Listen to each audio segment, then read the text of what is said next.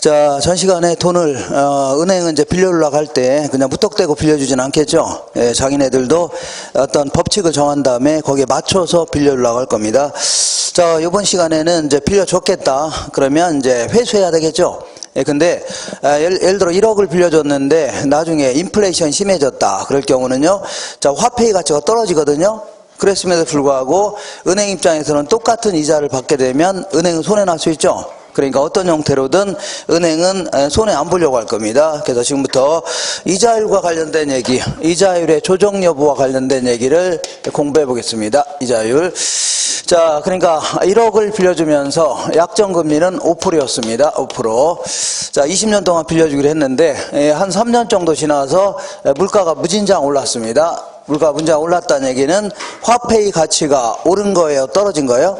떨어진 겁니다. 그러니까 항상 똑같은 얘기지만 이게 이제 100만 원짜리 화폐인데 100만 원 화폐입니다. 화폐인데 그전에는 물건을 10개를 구입할 수 있었다는 얘기죠. 근데 지금은요 5개밖에 못 산다. 그러면 화폐의 가치가 어떻다고요? 반으로 뚝 떨어진 겁니다. 알겠죠? 그랬음에도 불구하고 처음에 약속된 금리인 5%를 그대로 받기로 한다.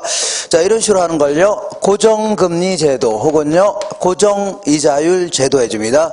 자, 그 이자율 금리 똑같은 얘기입니다. 이걸 뭐라고요? 고정금리. 그러면 인플레가 심해져서 화폐 가치가 떨어졌죠. 그랬음에도 불구하고 똑같은 이자를 받으니까 누가 손해봐요? 은행이 손해보는 겁니다. 알겠죠? 은행이. 자, 그래서 이런 경우는요, 대출자가, 은행을요, 대출자 해줄게요. 대출자가 이제 손해를 본다. 이렇게 얘기합니다. 손실을 본다. 그래서 우리 문제에서는 항상 그 일반적인 상황을 상정합니다. 그러니까 일반적으로 물가가 오르는 게 일반적이에요? 떨어지는 게 일반적이에요? 일반적으로 좀 올라가는 게 일반적이죠. 조금이든 많이든 이걸 가정해서 물가가 올라가는 경우는요 이 고정금리로 빌려주는 은행은요 손해볼 수밖에 없는 겁니다. 알겠죠? 그래서 안 되겠다.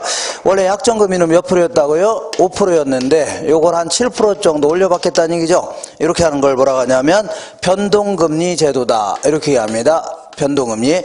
그러면 원래 인플레에 따른 손해를 누가 부담해야 돼요? 자, 은행이 부담해야 되죠? 은행이 손해봐야 될 거 아닙니까? 근데 이거를 이자를 올리면서 돈을 빌려간 자한테 떠넘기고 되는 거죠? 그러니까 결국은 우리 입장에서는 갑자기 30만 원 내다가 50만 원 낼 판이죠? 그러니까 이때는 누가 손해볼 수 있다고요? 돈을 빌려간 자를 차입자 해줄게요. 차입자가 상대적으로 손해를 본다. 이렇게 표현합니다. 차입자가 뭐라고요? 손해를 본다. 자, 그러면 은행 입장에서는 가능하면 고정금리로 빌려주려고 해요? 변동금리로 빌려주고 싶어요? 변동금리로 자꾸 빌려주고 싶을 겁니다. 일반적으로 인플레가 발생하는 게 일반적이죠. 그때 가서 막 자꾸 이자를 올리려고 할 겁니다. 근데 자꾸 차입자가 와서 때를 쓰는 겁니다. 자꾸 뭐로 빌려달라고요? 고정금리로 자꾸 빌려달랍니다. 아니면요, 자, 이런 금융상품은 정부에서 무조건 고정금리로 빌려주랍니다. 이런 경우 있죠? 이럴 경우는 은행은 자꾸 손해 보려고 안 보려고요? 안 보려고 할 겁니다. 어떤 형태로 손해 안 보려고 하니까 요걸 뭐라고 하냐면 초기의 약정금리 해줄게요. 초기의 약정금리를 보면 이 금융상품마다 고정금리를 적용하는 상품도 있고 그 다음에요 변동금리를 적용하는 상품도 있습니다.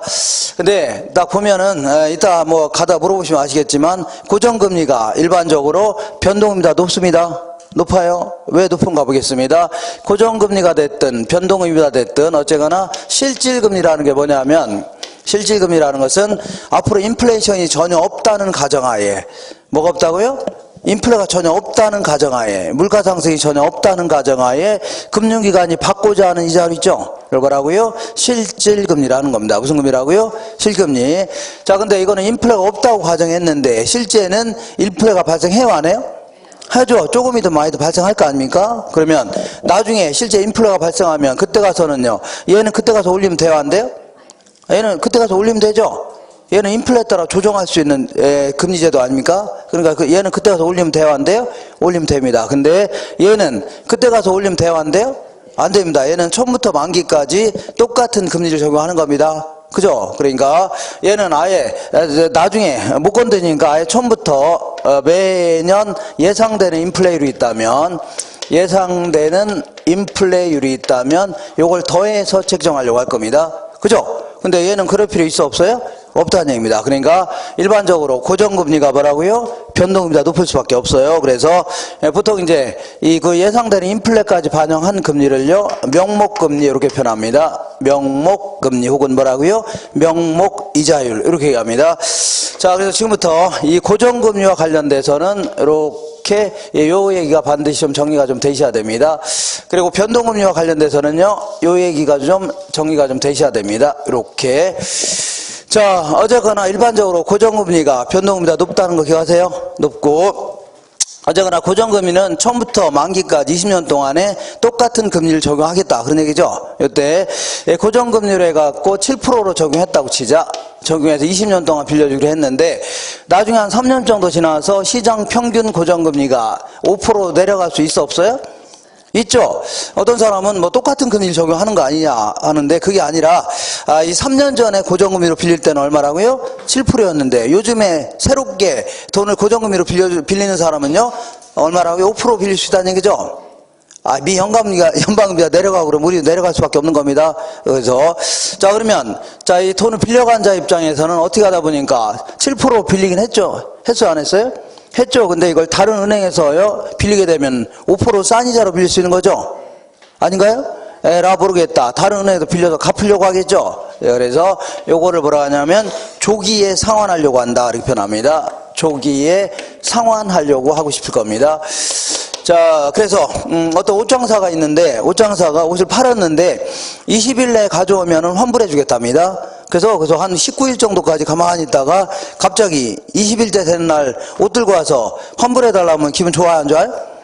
기분 별로 안 좋겠죠. 뭐 그동안 막 입어보고 막 꾸기작꾸작 했을 거 아닙니까? 그죠? 그거를 다 환불해 달라면 기분 나쁘죠. 그래서 요거하고 똑같은 논리로 이 금융상품도 상품 아닙니까? 상품을 팔았는데 나중에 안 사겠다고 돌아온 거죠. 그러면 은행 입장은 기분 좋아 안 좋아요? 안 좋죠. 그래서 결국은요 나중에 싼 이자로 빌릴 수밖에 없네요. 이걸 뭐라고요? 조기 상환에 따른 위험이다 해줍니다. 은행 입장에서.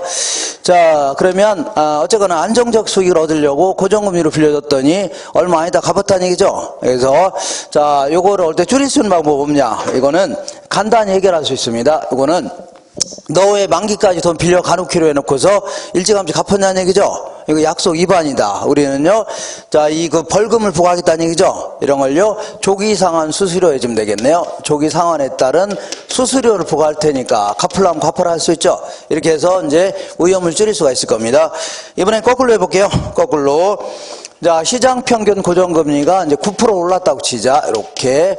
그럼 이번엔 거꾸로 은행 입장에서 보겠습니다. 은행 입장에서 어떻게 하다 보니까 7% 빌려줬죠? 근데 이걸 다른 사람한테 빌려주면 얼마라고요?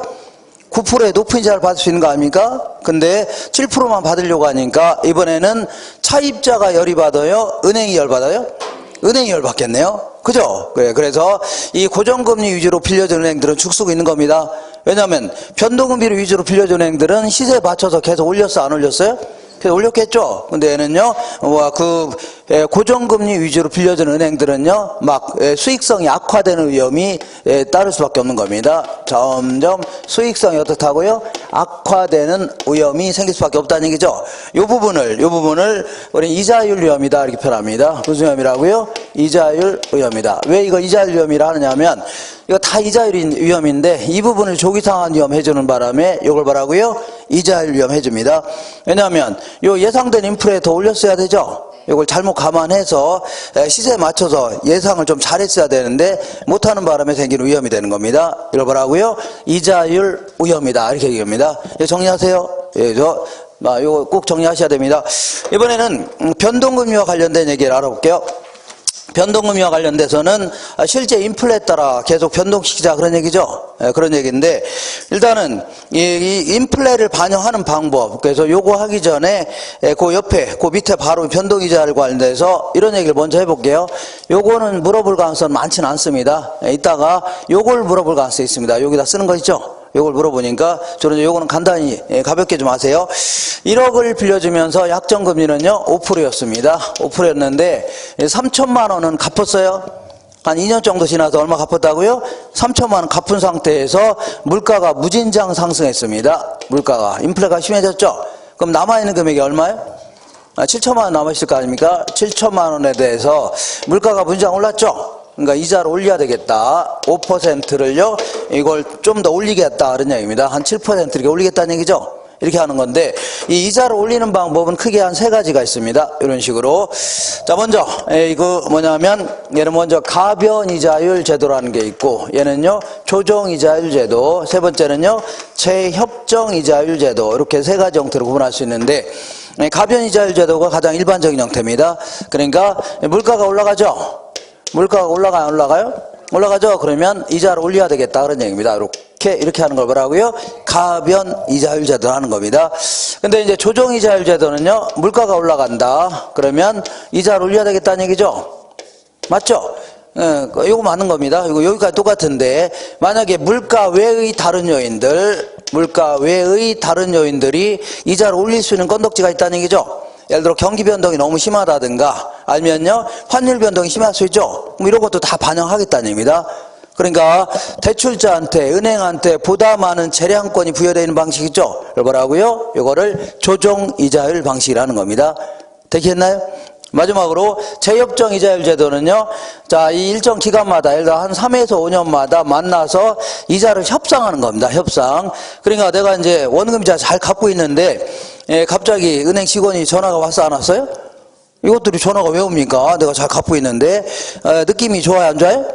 안 좋아서 어쨌거나 전화 와서 그 식사하신 다음에 점심 때 잠깐 그 지점에 들르랍니다. 그죠? 이것들이 왜 불러? 지들 오는 것도 아니고 기분이 별로 안 좋아서 갔더니 아니나 다를까 그 안경 낀 날카롭게 생긴 직원이죠. 그 직원이 한다는 얘기가 선생님 요즘에 인플레가 너무 심해져서 이자를 올려야 되겠습니다. 나올 거 아닙니까? 그죠? 그런데 이거는 협상하는 거 아닙니까? 협상하는 거니까 나는 어떻게 해야 돼요? 그래라 해야 돼요? 싫다 해야 돼요? 싫다 해야 되지. 뭐하러 그래라 합니까? 그죠? 그러면 걔가 이제 반드시 그럴 겁니다. 그러면 협상이 좀 잘 안 되면 약관을 잘 읽어보시면, 저 구속탱이 읽어보시면 아시겠지만, 요거 7천만 원 좀 갚으셔야 되겠습니다. 나올 거 아닙니까? 뭐 이런 식으로 할 수 있죠. 그러면 이 값이 이제 갚지를 어디 가서 어떻게 해요? 할 수 없이 올려줄 수밖에 없죠. 이런 식으로 해서 당사자 간의 협상에 의해서 결정하는 방식, 이걸 뭐라고요? 재협정 이자율 방식이라는 겁니다. 그 다음에 요 이자는 건들지 않는 대신에 요걸 잔금이라는 겁니다. 이걸 뭐라고요? 잔금을, 자, 이자를 올리는 정도에 상응하는 만큼 잔금 올릴 수도 있습니다. 계산상. 이거 올릴 수 있어요? 이렇게 하는 경우는 거의 없지만 어쨌거나 할 수는 있습니다. 이렇게. 그러니까 요걸 예를 들어서 한 7,200만 원 정도 올릴 수 있죠. 이자는 건들지 않는 대신에 이건 안 올릴 테니까 요걸 약간 올리겠다는 얘기죠. 이렇게 하는 걸 뭐라고 하냐면 가격 수준 조정 대부라는 겁니다. 가격 수준을, 잔금 수준을 조정하겠다는 얘기죠. 이렇게 해서 자, 이런 식으로 해서 이제 이자를 조정하는 방식들을 쭉 한번 살펴봤습니다. 근데 요거는 이제 물어볼 가능성은 많지는 많고 자, 모의고사 하나 이제 물어보고 주로 이제 물어볼 때 요걸 물어봅니다. 요거. 자, 그래서 우리나라에서는 주택담보대출에 대한 변동금리를 어떤 식으로 적용하고 있냐면 이렇게 적용합니다. 자, 기준금리에다가 뭘 더해서요? 가산금리라는 걸 더해서 책정합니다. 기준금리에 뭐라고요? 가산금리를 더하는데, 자, 요 가산금리는요, 이 대출 시점에 은행이 지들이 정하는 겁니다. 그냥 대출 시점에 확정되는 거고, 요 기준금리를 일정 기간마다 실제 인플레 맞춰서 조정하겠다는 얘기입니다. 알겠죠? 요걸 조정하겠다는 얘기입니다. 요거는 대출 시점에 확정되는 겁니다. 이렇게. 근데 요걸 조정하는데 실제 인플레 맞춰서 계속 조정하겠다. 그런 얘기인데, 근데 문제는 아무런 근거 없이 무턱대고 막 올리거나 내리면 돼요, 안 돼요? 뭔가 근거가 있어야 되겠죠. 소위 말하는 인플레 감응 지수라고 해서 인플레에 따라 움직이는 지수가 있겠죠. 그러니까 소비자 물가 지수라든가 생산자 물가 지수 이런 걸 감안해서 올리거나 내려야지 무턱대고 올리면 돼요, 안 돼요? 안 됩니다. 그리고 갑자기 저번 달 올린 다음에 갑자기 이번 달 또 올리고 그러면 돼요, 안 돼요? 안 되죠. 그죠? 갑자기 애들 학비 낼 것도 있는데 갑자기 올리면 돼요, 안 돼요? 안 되죠. 그러니까 서로 약속하는 겁니다. 서로 우리 3개월에 한 번씩 변동하자. 아니면요 6개월에 한 번씩 변동시키자. 이렇게 약속하는 겁니다. 그래야지 예측하면서 3개월 있다 이것도 올릴지 모른다는 얘기죠. 이거 감안해서 우리가 경제활동하는 거 아닙니까? 이렇게 하는 겁니다. 되셨죠? 그래서 자, 그러면 은행은 이렇게 볼게요. 여기 이렇게 보시면 여기 은행이 있다고 치자. 자, 은행은 우리 같은 사람한테 예금을 받아요, 안 받아요? 예금을 딱 받아갖고 이거를 금고에 쌓아놓고 있나요? 요거를 이제 운용할 겁니다. 이거를 주로 이제 대출해 주는 겁니다. 주로 이제 대출을 딱 해주는데, 자, 예금이자율은 5%인데, 대출이자율도 5%이다. 그러면 은행은 남는 게 있어 없어요? 자, 이게 무슨 얘기냐면, 이거를 1,000원에 구입했는데, 얼마에 팔았다고요? 1,000원에 팔았다. 그런 얘기입니다. 그런 미치는 장사 한 사람 있어 없어요? 없죠. 은행도 사기업 아닙니까? 당연히 1,000원에 구입했으면요, 요걸 한 1,300원 정도 받고 팔려고 하겠죠. 이 300원을 뭐라고 하냐면, 은행, 여기 그 기업의 마진이라 하는 겁니다. 다른 말로 유식한 말로요, 그 기업의 이제 부가가치 이렇게 표현합니다. 무슨 가치라고요? 부가가치. 이것도 똑같이, 얘네들은요, 5%로 빌렸으면 5%로 빌려주면 안 되죠. 남는 게 있어야 그 종업원들, 직원들, 뭐 엄청나게 많으니까 월급도 다 줘야 되고, 임대료도 줘야 되고, 막 들어간 돈도 괜히 많죠? 이윤도 좀 남겨야 되고, 이렇게 하니까 5%로 빌려주면 안 됩니다. 여기다가 한 3% 정도 더 붙여서 빌려줘야 되겠네요. 예를 들어서, 요 3% 있죠, 3%. 요걸 뭐라고 하냐면, 요거를 은행 마진이다. 혹은 은행 부가가치라는 겁니다. 네, 요거는, 은행들이 뭐 지들이 정하는 겁니다. 지들이, 우리가 뭐 잘 모릅니다. 근데 은행마다 약간 좀 비슷합니다. 왜냐하면, 다른 은행이 너무 이걸 많이 붙이게 되면 안 빌려고 하겠죠. 그러니까, 그러니까, 자, 이건 은행마다 거의 이제 흡사하긴 한데, 어쨌거나 이거는 지네들이 붙이는 겁니다. 우리가 붙이는 게 아니에요. 지네 붙여서 이제 빌려줍니다. 그래서 은행 같은 경우는 이게 이제 이 싼 이자로 빌려서 비싼 이자로 빌려주는 거죠. 이런 걸요, 대금업자 이렇게 표현합니다. 뭐라고요? 대금업자. 싼 이자로 돈 빌려서 비싼 이자로 빌려주는 거 아닙니까? 이걸요, 대금업자. 말이 좀 좋아서 대금업자지, 실제는요, 그 돈장사 하는 겁니다. 문장사라고요? 돈장사. 싼 이자로 돈 빌려서 비싼 이자로 빌려주는 거 아닙니까? 이걸요, 그 돈장사. 자, 돈장사 하면 의미가 별로 좋아요, 안 좋아요? 안 좋죠? 그러니까요, 대금업. 이렇게 좀 돼요. 알겠죠? 대금업. 그러니까 주된 영업이 이겁니다. 근데 이제, 뭐 빌려줄 때 막 담보 잡히고 하다 보니까, 어머님이 복잡해서 그렇지, 실질적으로는요, 싼 이자로 빌려서 비싼 이자로 빌려주는 거 있죠? 이게 가장 주된 업무입니다. 자, 이렇게 해서, 자, 그 다음에 아무리 담보대출이라 하더라도 요거는, 이 주택담보대출은 단기대출이에요? 장기대출이에요? 장기대출이기 때문에 이 사람이 나중에 담보가치가 폭락할 수도 있고 회사도 그만둘 수 있죠. 그러니까 아무래도 그 사람의 신용도 좀 감안합니다. 신용도 이렇게 1등급에서 몇 등급이라고요? 그 10등급까지 사람 점수를 매겨놓고 있습니다. 점수. 경기도에서는 7등급 넘어간 사람 있죠. 뭐 극소 뭐 대출 뭐 해준다고 하던데 50만 원씩. 그죠? 7등급 넘어간 사람. 어쨌거나 이렇게, 요거는 언제 붙이는 거라고요? 대출 시점에 확정되는 겁니다. 이해가 되겠죠? 그리고 요거를 일정 기간마다 변동시켰다. 그런 얘기인데, 요거를, 그럼 아까 얘기한 대로 소비자 물가지수라든가 생산자 물가지수, 요걸 기준으로 하냐? 그건 아닙니다. 어떤 걸 기준으로 하냐면, 인플레 감흥지수를요, 인플레에 따라 움직이는 지수를요, 이 금융과 밀접히 관련되어 있는 지수 있죠? 요걸 기초로 합니다. 요 기초로 하는데, 자, 주로 이제 어떤 걸 그동안은 기초로 했었냐면, 이렇게 해볼게요. 은행은 예금을 이렇게 받아서 이제 대출해 줄 거 아닙니까? 그래서 예금 받는 거를요, 이거를 자금을 조달한다 이렇게 표현합니다. 자, 그리고요, 대출해 주는 걸요, 자금을 어떻게 한다고요? 이거를 운용한다 이렇게 표현합니다. 운용한다 이렇게. 물론 이제 대출도 해주고 은행은 때로는요 뭐 주식에 투자도 하기도 합니다. 어쨌거나 이렇게 이때 이제 자금의 조달 수단은요, 이 과거에는 주로 이제 정기예금, 정기적금 이런 게 거의 대부분이었습니다. 정기예적금 이런 게 이제 대표적인 자금 조달 수단인데, 자, 근래 들어서 이 그 사회가 아주 복잡해졌죠. 그러다 보니까 정기예금, 정기적금을 다양한 형태로 변형할 수 있어 없어요? 있는 겁니다. 그냥 은행에 이제 금융상품 생각하시면 돼요. 은행 가시면 뭐 여러 가지 예금 상품이 있겠죠. 요거 입구에 보면 이게 뭐 종이 쪼가리 같은 거 있을 거 아닙니까? 은행이 취급하는 예금 상품이죠. 요거 생각하시면 돼요. 자, 그래서 우리 시험에서는 다음 중 은행이 취급하는 예금 상품이 아닌 것을 이거 안 물어보니까 걱정 마시고, 대충 이런 상품을 판매하고 있다는 얘기죠. 이렇게 하시면 돼요. 자, 그래서 정기예금, 정기적금을 다양한 형태로 변형했는데 대표적인 이제 주택부금이다. 나중에 이제 주택을 구입할 수 있도록 적금을 가입할 수 있죠. 이런 것도 이제 취급할 수 있고, CD라고 해서 이걸요, 양도성 예금 증서 이렇게 표현합니다. 그래서 Certificate of Deposit 해갖고 이걸 하고요, 이 예금액을 타인에게 팔 수 있는 권리를 부여할 수도 있죠. 예? 뭐, 볼 수 있어 없어요? 있잖아요. 그래서 아유, 권리 여러 가지 형태로 이제 구할 수 있는 거 아닙니까? 예, 그래서 이런 거라든가 아니면 환매채다. 일정 기간 내에 다시 은행이 이 채권을 사드리겠다는 얘기입니다. 이걸 뭐라고요? 환매채주입니다. 이렇게 이런 것도 있고 아니면 CMA 뭐 이런 것도 이거를 뭐 자산 관리 구자다. 이렇게 얘기하는데 요거는 주로 이제 금융기관이 취급하는 예금 상품입니다. 증권회사가 취급하는 금융 상품인데 예금 상품. 얘들은 주로 예금을 받아서 주로 이제 국가에서 발행하는 국공채이죠. 여기에 이제 투자를 합니다. 그리고 요거는 이자를 매일매일 붙여주겠다 이렇게 나옵니다. 어떻게 나고요? 매일매일 붙이게 되면요, 이 복리 형태로 붙일 때는요, 이자가 좀 늘어날 수밖에 없는 겁니다. 다른 예금 상품에 비해서. 그리고 이거는 예금자 보호법에 따라서 보호를 못 받아요. 그러니까 좀 위험이 조금 있으니까 이자가 높을 수밖에 없는 겁니다. 그래서 상대적으로 은행 예금보다는 예금이 이자가 좀 많아질 수밖에 없는 겁니다. 뭐 이런 걸 뭐라고요? CMA줍니다.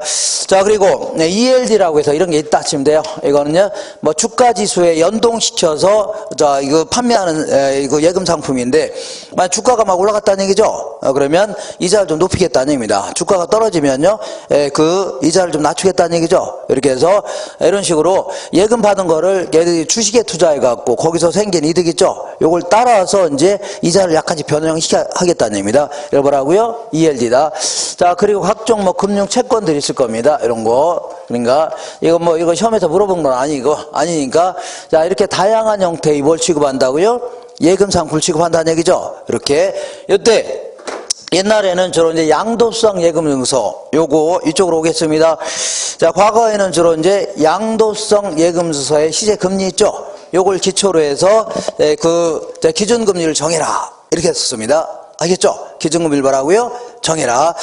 자, 근데 이 양도성 예금서의 뭐 시세 금리 있죠? 여기에 맞춰서 기준금리를 정하라 했는데 이게 좀 문제가 좀 많았습니다. 왜 문제가 많았냐면 이거는 양도성 예금서는요, 예금 통장의 형태로 발행하는 게 아니라 자, 어떤 형태라고요? 증서의 형태로 발행합니다. 액면가 1,000만 원짜리 보통 이렇게 해서 요거를 은행이 파는 겁니다, 우리한테. 그러니까 예를 들어서 자, 은행이 1,000만 원짜리 양도성 예금서 있죠? CD를 우리한테 파는 겁니다.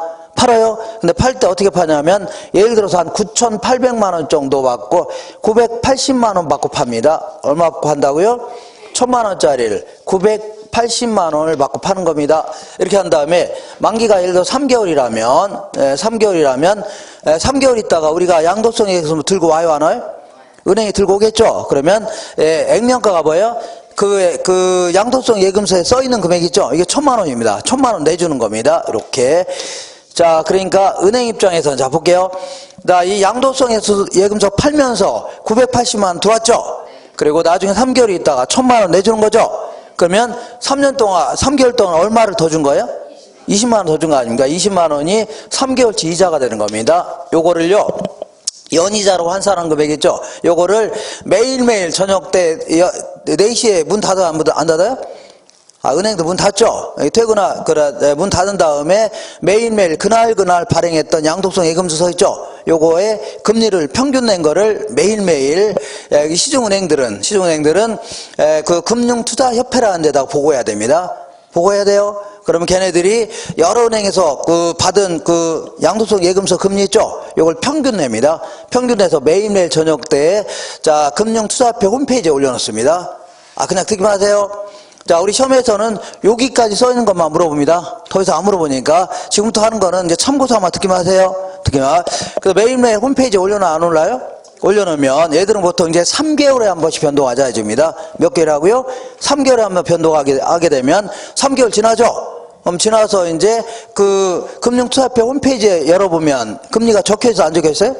적혀져. 요걸 거기다 올려놔야 됩니다. 알겠죠? 이렇게 해서 이걸 뭐라고요? CD금리라는데 요거는 자, 그동안 많이 문제가 좀 많았습니다. 어떤 문제가 있냐면 일단 얘네들은요, 무기명 형태로 발행합니다.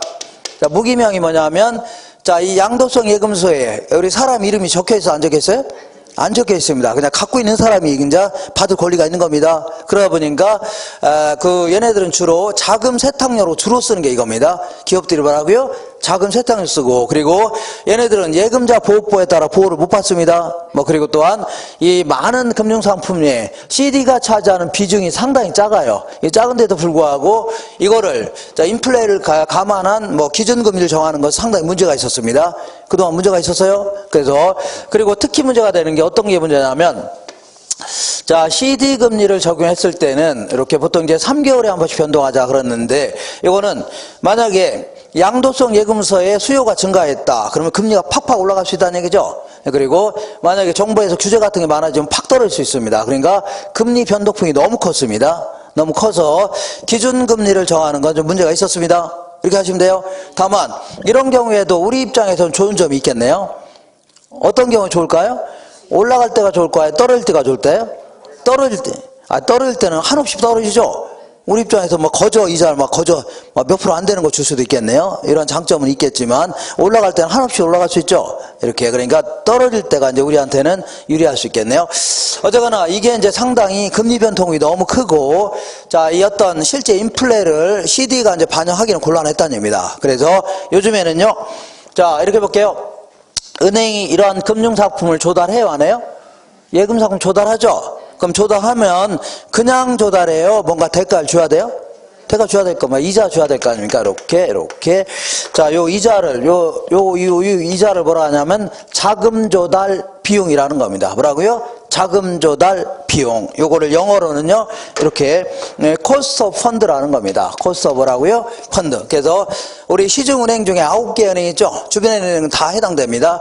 9개 은행을 선정해서 얘들한테 주어진 날짜까지 한 달 동안에, 뭐라고요? 한 달 동안에 취급했던 모든 예금 상품에 대해서 이자를 한 거 있죠? 요거 평균 낸 거를 주어진 날짜까지 은행연합회에 보고해야 됩니다. 그냥 듣기만 하시면 돼요. 보고하게 되면 은행연합회에서는 여러 은행에서 가져온 평균 낸 이자 있죠? 요거를 통계를 냅니다.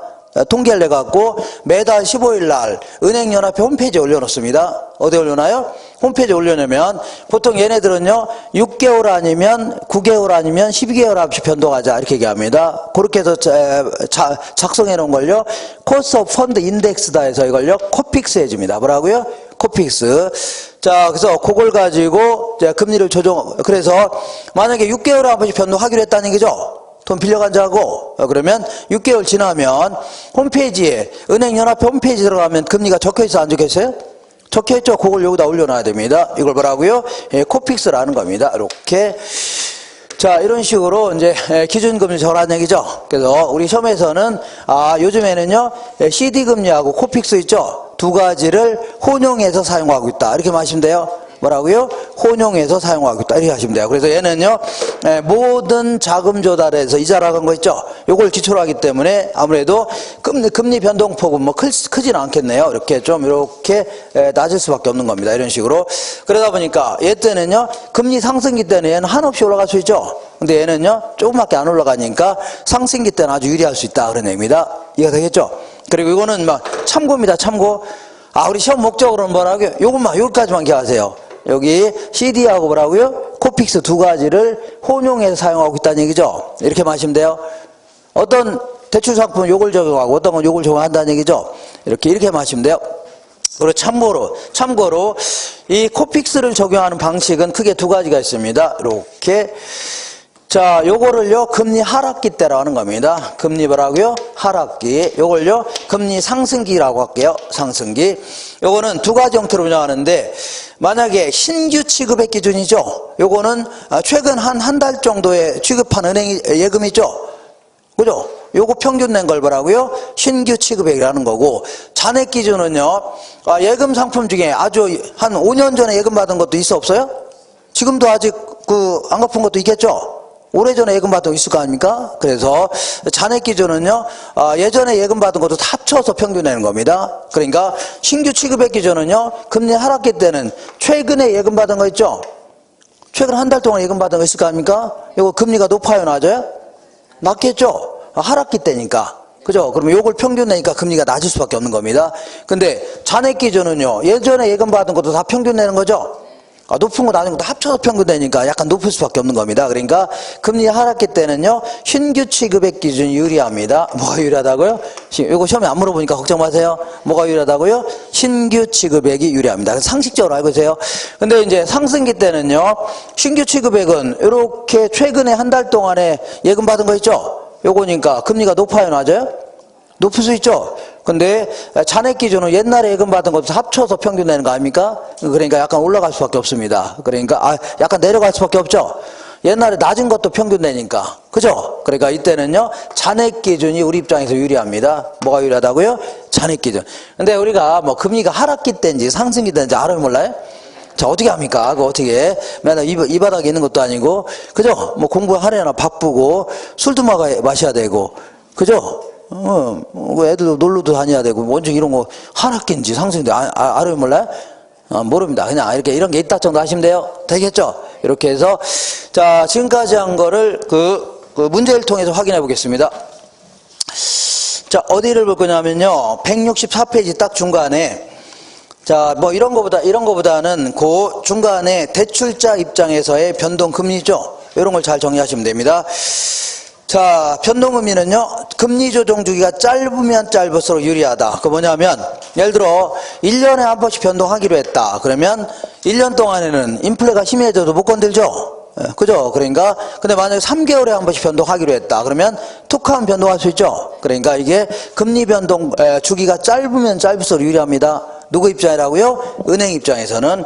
그 다음에 금리 조정 폭이 클수록 어떻다고요? 유리하죠? 올라갈 때 한없이 올릴 수 있는 거 아닙니까? 그러니까 이게 더 유리합니다. 그 다음에 고정금리보다는 초기에 금리가 높아요, 낮아요? 고정금리가 낮다고 했죠? 이게 높다고 했잖아요. 그래서 그 다음에 금리 변동의 상한선이 설정되어 있으면요, 대출자가 불리하므로 대출금리 높아질 수밖에 없는 겁니다. 이것도 무슨 얘기냐면, 자, 이 변동금리는요, 금리가 계속 조정되는가 안 되는 거예요? 오르락내리락 하는 거 아닙니까? 오르락내리락 하는 건데, 자, 문제는 이렇게 내려갈 때는 별 문제 안 되는데, 우리 서민 입장에서는. 근데 올라갈 때는, 극빈층 같은 경우는 이자 부담이 커요, 작아요? 커질 수 있는 거죠. 또 못 갚을 가능성도 높아지고, 그러면 경매로 들어갈 가능성도 높아집니다. 그러니까 정부 입장에서는 어느 정도 올라갈 때 이거 이상은 올리지 말아라, 이렇게 규제할 수 있어 없어요? 있죠. 이걸 금리 인상의 상한선에 집니다. 금리 인상이 뭐라고요? 상한선. 그러면 이거 이상 올릴 수 있어 없어요? 못 올리는 거 아닙니까? 그러면 우리 입장에서는 이득이죠. 좀 좋을 거 아닙니까? 다만 은행 입장에서는 저 생각해 볼게요. 은행 입장에서 인플레가 심해서 올리려고 했더니 정부에서 못 올리게 하는 거죠? 그럼 열이 받아 안 받아요? 받을게 에라 모르게 처음부터 약정금리만 올리려고 하겠네요. 그죠? 이렇게 해서 금리가 높아질 수밖에 없는 겁니다. 은행은 절대 어떤 형태로는 손해 보려고 안 보려고요? 안 보려고 합니다. 그래서 다시 읽어볼게요. 금리 인상의 상한선이 설정되어 있으면요, 대출자가 불리하므로 대출금리는 어떻다고요? 높다 해줘야 돼요. 그 밑에 서술형식만 알아볼게요. 자, 고정금리 주택담보대출은 차입자가 대출기간 동안에 지불해야 되는 이자율이 동일한 형태로 시장금리의 변동에 관계없이 대출 시 확정된 이자율이 만기까지 계속 적용되어야 한대요? 우리가 고정금리로 빌려주면 20년 동안 빌리게 했죠? 20년 동안 똑같은 이자를 적용하는 겁니다. 그 다음에 4번 볼게요. 통상적으로 고정금리 주택저당대출의 금리는 변동금리 주택저당대출의 금리보다는 높다고 했죠? 네, 고정금리가 변동금리보다 높다고 했잖아요. 이렇게. 세 번째 볼게요. 시장 이자율이 고정금리 약정 이자율보다 낮아지면 차입자는요, 조기 상환하는 것이 유리하다. 자, 시장 이자율이 고정금리 약정 이자율보다 낮아졌죠? 그러면 차입자는 어떻게 하는 게 좋다고요? 조기 상환하는 게 유리하다. 맞습니다. 그 다음에 7번은요, 7번은 약간 좀 어려운 얘기인데, 이런 얘기입니다. 뭐, 이 얘기가 똑같은 얘기인데, 이걸 이런 식으로 해볼게요. 자, 이 고정금리는요, 원래 실질금리는 5%였고, 예상 인플레이율은 2%로 해갖고, 총 얼마라고요? 7%로 해서 빌려줬어요? 안 빌렸어요? 빌려줬는데, 한 3년 정도 지나서, 자, 실제 인플레가 더 커질 수 있어 없어요? 원래 한 2% 정도로 금리가, 2% 정도 인플레가 예상한다고 해서, 이렇게 해서 적용했는데, 나중에 인플레가 더 심해질 수 있어 없어요? 있죠? 그럼 예를 들어 한 4%로 올랐다고 치자. 실제 인플레가. 실제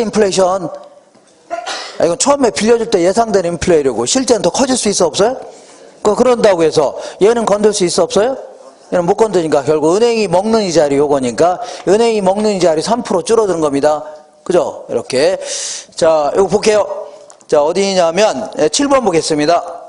대출금리가 고정금리일 때 대출 시점에 예상 인플레이션보다 실제 인플레가 높으면 예상 인플레보다 뭐가 높아졌다고요? 실제 인플레가 높아졌다면 금융기관은 손해이고 차입자는요 이익이 되는 겁니다. 항상 이건 제로섬 게임이다. 한쪽이 이익이 되면 다른 쪽은요 손해보는 겁니다. 한쪽이 때리면 다른 쪽 맞고 있어야 돼요. 같이 때리는 게 아닙니다. 권투가 아니에요. 권투. 한쪽이 때리면 다른 쪽 맞고 있어야 됩니다. 이해가 되겠나요? 자, 그 다음에 10번 볼게요. 자, 요거는 항상, 자, CD금리가 올라갔죠? CD금리가 올라가, 안 올라가요? 평균 올라가면 같이 올리라는 얘기입니다. 내려가면요, 같이 내려가라. 이걸 연동시켜라는 얘기입니다, 연동. 자, 그래서 10번 볼게요. CD금리가 상승하면, CD금리를 기준금리로 하는 변동금리, 주택담보대출의 금리는요, 같이 올라간다는 얘기죠? 같이 상승한다. 12번 볼게요. 변동금리부 주택담보대출의 이자율 조정 주기가 짧을수록 이자율 변동 위험은요 대출자에서 어디로요? 차입자한테 전가되는 이런 형태가 됩니다. 이렇게 할 수 있죠? 이렇게 하시고 자 여기서부터 여기까지만 잘 정리하세요. 잘 보시면서 문제를 몇 번 많이 풀어봐야 됩니다. 요건 너무 집착하지 마시고 이런 거는 좀 집착하지 마시고 물어볼 가능성 거의 없습니다. 여기가 정리할 수 있죠? 이렇게 지우겠습니다. 자, 그러면 이제 이자율을 조정하는 얘기를 좀 알아봤고, 이번에는 이런 얘기를 해볼게요. 우리가 이제 1억을 빌려줄 테니까, 너 만기에 한꺼번에 갚아라. 이렇게 할 수도 있지만, 때로는요, 쪼개서 갚아라 할 수 있어 없어요? 있죠? 아니면요, 쪼개서 갚는 것도 처음에는 조금씩 갚다가 나중에 많이 갚아라. 이렇게 할 수도 있고, 처음에는 많이 갚고 나중에 조금씩 갚아라 할 수 있어 없어요? 여러 가지 이제 상환 방식들 알아보겠습니다. 이렇게. 자, 요거 볼게요. 자, 요거를요, 원리금을 상환하는 방식이다. 이렇게 해줄게요. 상환 방식이다. 이렇게. 자, 일단은 뭐 예를 한번 들어볼게요. 예를 들어서, 여기 어디 갔어요? 잠깐 여기 왔다 가겠습니다. 자, 예를 한번 딱 들어볼게요. 예를 딱, 이렇게 사례를 한번 들어보는 겁니다. 사례가 뭐냐면, 먼저 이제 대출 원금이라는 것은 애초에 빌린 돈 아닙니까? 원금은 10,000원이랍니다. 10,000원. 자, 그 다음에, 이 만기라는 게 뭐냐면, 요 10,000원을 모두 갚기로 약속한 기간이 있죠? 쪼개서 갚든, 아니면 한꺼번에 갚든, 어쨌거나, 마지막 1원까지도 갚기로 약속한 기간, 요거는요, 4년입니다. 4년. 자, 그리고 레이트 해주면 이자율을 얘기합니다. 이자율은요, 10%랍니다. 자, 이때 별 말이 없이 10% 하면요, 연이자를 얘기합니다. 무슨 이자라고요? 연. 자, 그 월이자 하면요, 12로 나누면 돼요. 나누면 됩니다. 자, 그 다음에, 요거는, 돈을 1월 1일 날 빌려준다 가정하는 겁니다. 그냥 논리를 편하게 하려고 해서 1월 1일 날 빌려줄 테니까 매년 말에 원금도 갚고 이자도 갚으랍니다. 원금도 갚고 이자도 지급하랍니다. 매년 말에. 자, 그 다음에 요거는 변동금리로 했다가는 이자율 때문에 금액이 달라질 수 있죠. 그러니까 고정금리를 가정해 볼게요. 무슨 금리라고요? 고정금리를 가정해 보자. 이렇게 해서 자, 요 세 가지는요, 해마다 물어봅니다. 이렇게 해마다 물어보니까 반드시 정리하셔야 돼요. 자, 166페이지에 있는, 자, 주요 원리금 상환 방식 있죠? 요거는, 자, 최근 10년 동안 한 번을 빼놓지 않고 물어봤습니다. 그리고 때로는 두 문제를 물어봅니다. 요즘 들어서 두 문제를 물어봅니다. 하나는 말로 물어보고, 하나는요, 계산 문제 물어봅니다. 이렇게 해서, 자, 두 가지 할 줄 아셔야 돼요. 이렇게. 자, 그래서 맨 먼저 우리가 10,000원을 빌려줄 테니까 너 원금을 매기 똑같이 해서 갚아나가라. 이렇게 할 수 있어 없어요? 있죠, 이걸. 두 번째는요, 우리가 또 10,000원을 빌려줄 테니까 원리금 합계액을 똑같이 해서 갚아나가라. 이렇게 할 수 있죠? 이걸요, 원리금 균등상환 방식이라는 겁니다. 그 다음에 체증이라는 게 뭐예요? 점점 늘려나가라는 얘기입니다. 점점 늘려라. 이걸요, 다른 말로 점점 증가시키라는 얘기죠. 그러니까 갚는 돈을 점점 늘려나가는 식으로 갚아나가라. 이렇게 한 걸요. 체증식 혹은 뭐라고요? 점증식 이렇게 표현합니다. 체증식 혹은 뭐라고요? 점증식 이렇게 얘기합니다. 이렇게. 자, 이렇게 이제 그림을 한번 그려볼게요. 여기 다 보면은 여기 뭔가 있습니다. 표시가 딱 있는데, 자, 항상 요거 할 때마다 눈이, 할 때마다 눈이 심심해지네요. 그래서 어제 다르고 오늘 다르고, 자, 어쨌거나 이렇게 3개, 그 다음에 하나 더 한다면 4개, 이렇게 4년 동안 갚으라는 얘기죠. 4년 동안 딱 갚으랍니다. 자, 10,000원을 빌려줄 테니까, 10,000원을 빌려줄 테니까 4년 동안에 걸쳐서 얘는 뭘 똑같이 갚으라고요? 원금을 똑같이 갚으랍니다. 원금을 똑같이 갚으래요. 1년. 그 다음에 여기 잘 보면 뭐가 있어요? 2년. 그 다음에 또요 3년. 얘는 뭐라고요? 4년 딱 있습니다.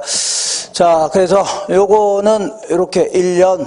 요거 뭐라고요? 2년. 그 다음에 3년, 여기 뭐라고요? 4년. 이렇게 해서 저렇게 1년, 이게 얼마? 1년, 2년. 이렇게. 자, 3년, 이렇게. 4년. 이거 왜 이렇게, 이거 왜 이렇게, 이거 항상 그래, 이거, 항상. 이게 이제 시간이 갈수록 정도가 좀 더 심해집니다. 이렇게. 그래서 이게 점점 더 그리면요. 이게 지금 막 이렇게 됩니다. 그래서 여기까지 딱 그래. 이거 다시 그렸으면 좋겠는데. 다시. 예.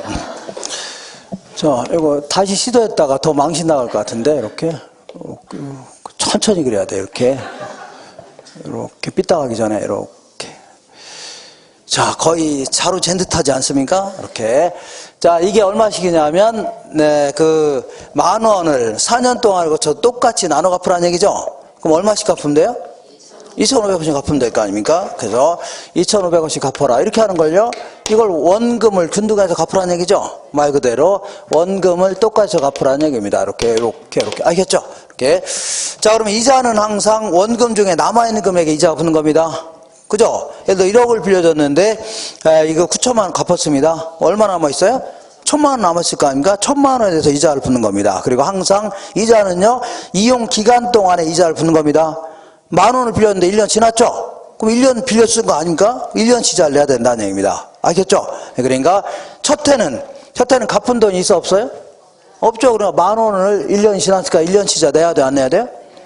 내가 항상 10,000원 빌렸으면 1년 지났죠? 1년 동안 빌려 쓴 거 아닙니까? 1년 이자를 내야 된다. 그런 얘기입니다. 되셨죠? 그렇게 해서.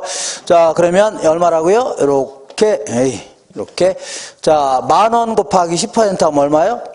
1,000원이죠. 1,000원의 이자를 딱 내야 됩니다. 1,000원. 자, 두 번째 볼게요. 두 번째는요, 10,000원에서 얘 갚았어, 안 갚았어요? 갚았잖아요. 그럼 얼마 남아 있었어요? 7,500원 남아 있었는데 7,500원에서 1년 지났죠? 1년 이자 되겠네요. 그러면 1년 이자가 얼마라고요? 750원 이자가 붙는 겁니다. 자, 3년째는요. 10,000원에서 얘도 갚고 얘도 갚았죠? 5,000원 남아 있었네요. 5,000원에 대해서 1년 지났으니까 1년 이자 내야 되죠? 500원 이자 내야 됩니다. 500원. 자, 그리고 250원. 이렇게 해서 갚아나가는 이런 방식. 이렇게 해서 갚아나가는 방식을 뭐라고요? 원금 균등상환 방식이다 해줍니다. 원금을 똑같이 갚아나가라는 얘기죠. 이렇게. 자, 이번에는 원리금 균등 알아보겠습니다. 원리금 균등은요, 이렇게 보겠습니다. 이렇게. 자, 1년, 2년, 3년, 4년인데, 얘는 이제 이렇게 해석합니다. 10,000원을 빌렸는데, 자, 매기 원금이자를 똑같이 해서 갚으랍니다. 매기 뭐라고요? 원금이자를 똑같이 해서 갚으라고요. 이거는 우리 전 시간에 투자론에서 연금의 현가계수 있죠? 요거 뒤집어 놓은 거. 이걸요, 저당상수라는 겁니다. 무슨 상수라고요? 저당상수. 계산, 공식이 상당히 복잡한데, 암기할 필요 없습니다. 제가 이제 집어넣어서, 이 사례를 집어넣어서 계산해 봤더니, 3,155원이 정확히 나옵니다. 요거 잘 안 나온다. 그러면 제가 계산해 드릴 수도 있습니다. 어떻게 하라고요? 정확히 나온 숫자입니다. 이렇게. 자, 그러면, 자, 요거는 10,000원을 빌려줄 테니까 원리금 합계액을 똑같이 해서 갚으라는 얘기죠. 매년 말에. 그러면 얘는 합치면 얼마요? 얘는 합치면 3,500원이죠. 그러니까 얘보다는 작게 출발합니다. 얘보다 뭐라고요? 작게. 그래서 1년, 2년, 3년, 4년. 그러니까 얘보다는 작으니까 요 정도 있죠? 요 정도 하면 되겠네요. 요 정도 할게요. 요거. 뭐 비슷한데 A. 자, 이 정도. 이게 얼마씩이라고요? 3,155원씩입니다. 이렇게 얼마라고요? 3,150원. 그래서 옆으로 이렇게 긁 때는요, 거의 자로 잰 듯합니다. 이렇게. 밑으로 갈 때는 엉망인데 옆으로 갈 때는 좀 나았습니다. 이렇게. 어때요? 마음에 쏙 드죠? 자, 그러면 어쩌거나 이걸 원금하고 이자 부분을 쪼개 보겠습니다. 항상 얘는요, 이자부터 먼저 계산해야 됩니다. 그래서 첫 해는 갚은 돈이 있어 없어요? 없죠. 그러니까 10,000원에 대해서 1,000원의 이자가 딱 붙는 겁니다. 1,000원의 이자. 자, 그리고 나머지는 항상 3,150원에서 이자 뺀 나머지 있죠? 이게 바로 원금 상환이 되는 겁니다. 2,155원. 자, 두 번째를 볼게요. 두 번째는요, 10,000원에서 얘 갚았어, 안 갚았어요? 갚았죠. 그러니까 7,845원 남았을 거 아닙니까? 7,845원에 대해서 1년 지났죠. 그러면 785원의 이자가 딱 붙는 겁니다. 785원. 그리고 항상 여기서 이자 뺀 나머지 있죠. 이게 바로 원금 상환액이 되는 겁니다. 2,370원. 3년째는요. 10,000원에서 얘도 갚고 얘도 갚았죠. 그러니까 이자는 이제 점점 줄어들게 됩니다. 이렇게 점점 줄어들어서 그 대신 원금 상환액은요 점점 증가하는 이런 형태입니다. 점점 이렇게 자연스럽게 증가하는 겁니다. 이렇게. 그러니까 내가 1억을 빌렸는데 은행이 그 10년 동안에 걸쳐서 매달 30만 원씩 갚으랍니다. 그러면 초창기 때는 갚은 돈이 없으니까 거의 이자만 납부하는 겁니다. 그죠? 근데 나중에는 원금은 조금씩 갚아 나가니까 이자는 줄어들죠? 이렇게 되는 겁니다. 자, 이렇게 해서 이 그림이 머릿속에 들어와야 되고, 마지막으로 체증식 알아보겠습니다. 체증식은요, 이렇게 보겠습니다.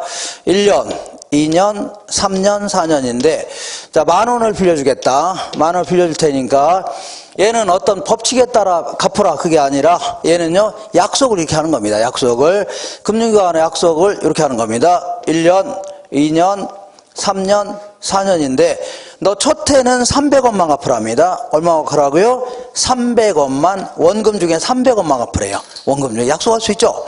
약속할 거 아닙니까? 이렇게 써서 줄 거 아닙니까? 약속이 서로. 자, 두 번째는요 1,000원을 갚으랍니다. 두 번째는요 1,000원을 갚으래요. 자, 세 번째는요 3,700원 갚으랍니다. 이렇게 3,700원. 자, 그리고 마지막 해는요 나머지 5,000원 다 갚으랍니다. 이렇게 할 수 있어 없어요? 했죠? 이자를 한번 붙여볼게요. 이자는 첫 해는 갚은 돈이 있어 없어요? 없죠. 10,000원에 대해서 1,000원의 이자가 딱 붙는 겁니다. 이렇게 1,000원의 이자가 붙는 거고, 두 번째를 볼게요. 두 번째는 10,000원에서 300원 갚았어 안 갚았어요? 갚았잖아요. 갚았으니까 어디 갔어요? 이거 갚았으니까 얼마 남아 있었어요? 9,700원 남았을 거 아닙니까? 9,700원에 대해서 1년 지났으니까 970원의 이자가 딱 붙는 겁니다. 970원.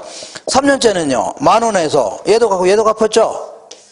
그죠? 그럼 이자가 줄어들겠네요. 이자는 이게 점점 줄어들고, 그 대신 약속대로, 얘는 자연스럽게, 얘는요, 약속대로, 원금액은 늘려나가는 이런 방식입니다.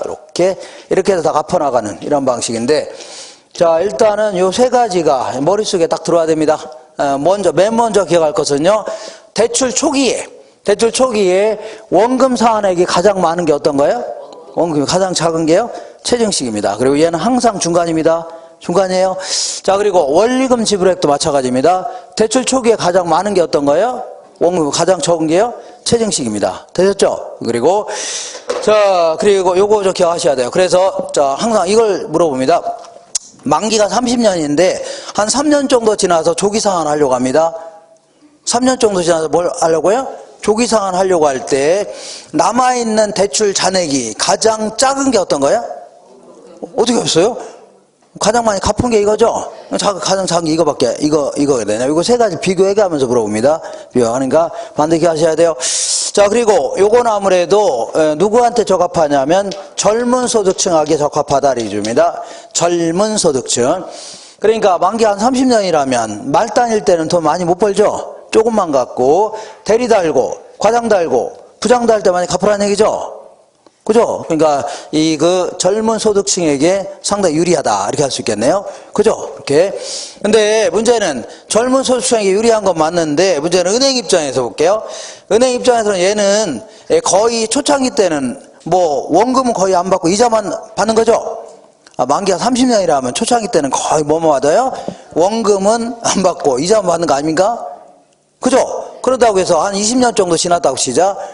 30년이 만기인데 20년이 지날 수 있죠? 그러면 20년이 지났을 때 담보가치는 폭락할 수 있어 없어요? 그럼 회사도 때려치고 노수사 될 수도 있는 거죠? 그때 만약 회수를 못한다면 은행은요 크게 손해볼 수 있는 겁니다. 왜냐하면 남은 금액이 많을 거 아닙니까? 다시 할게요. 얘는 초창기 때는 거의 원금 회수하지 않고 이자만 거의 납부받는 거죠? 그러니까 20년 정도 지났음에도 불구하고 남아있는 금액이 많아요 적어요?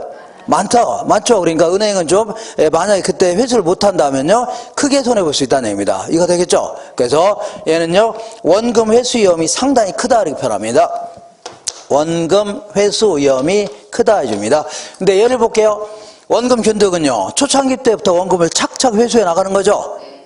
그죠? 그러니까 처음에는 돈을 못 감는 사람은 별로 없습니다. 왜냐하면 처음부터 담보가치가 폭락하고 이러지 않겠죠. 그리고 회사도 갑자기 때려치고 그러지 않을 거 아닙니까? 그러니까 처음엔 잘 갚아 나갑니다. 자, 그러다 보니까 얘는 한 20년 정도 지났으면 남아있는 금액이 많아요 적어요? 얼마 안 된다는 얘기입니다. 그래서 은행이 설사 뜯긴다 하더라도 크게 손해봐야 안 봐요? 안 볼 수 있다는 얘기입니다. 그래서 이 셋 중에서 원금 회수 위험이 가장 작다 해줍니다. 얘는 항상 뭐든지 중간입니다. 위험이 중간이에요. 자, 그리고 그래서 은행도 항상 지네들도 위험에 따라서 이자를 적용합니다. 위험에 따라서. 그러니까 얘가 이제 이자율이 가장 낮습니다. 셋 중에서. 얘로 뭐라고요? 이자율이 가장 높아요. 얘는 항상 뭐라고요? 중간입니다. 이렇게. 자, 그리고 하나만 더 하고 잠깐 쉬겠습니다. 지우지 마시고. 자, 우리가 이제 상환한다는 얘기는 10,000원을 빌렸을 때 이렇게 갚아 나가는 거죠. 이렇게 갚아 나가는 상환하는 거 아닙니까? 이렇게. 갚아서 안 갚아서 이거 갚았잖아요. 이렇게 갚았죠? 이거 상환한다 해주는 겁니다. 근데 자, 이 부의 상환 혹은 역의 상환이라는 것은 상환하기는커녕 원금이 더 커질 수 있다는 얘기죠. 이걸요 부의 상환해 줍니다. 어떻게 상환한다고요? 부의. 원금이 오히려 줄어들긴커녕 원금이 더 커졌다는 얘기죠. 뭐라고요? 부의 상환이다. 그래서 이 최징식 같은 경우는 이렇게 할 수도 있습니다. 뭐 이런 경우는 거의 없지만 뭐 이렇게 할 수는 있어요. 우리가 10,000원을 빌려줄 테니까 첫 해는요 원금이자 합쳐서 600원만 갚으랍니다. 얼마 갚으라고요? 600원. 어쨌거나 600원만 내래요. 그러면 첫 해 이자가 얼마예요 원래? 1,000원 아닙니까? 첫 해 이자인데 이자도 못 받고 있는 거죠? 그럼 이자 400원 못 받은 거 이거 어떻게 하냐 이거.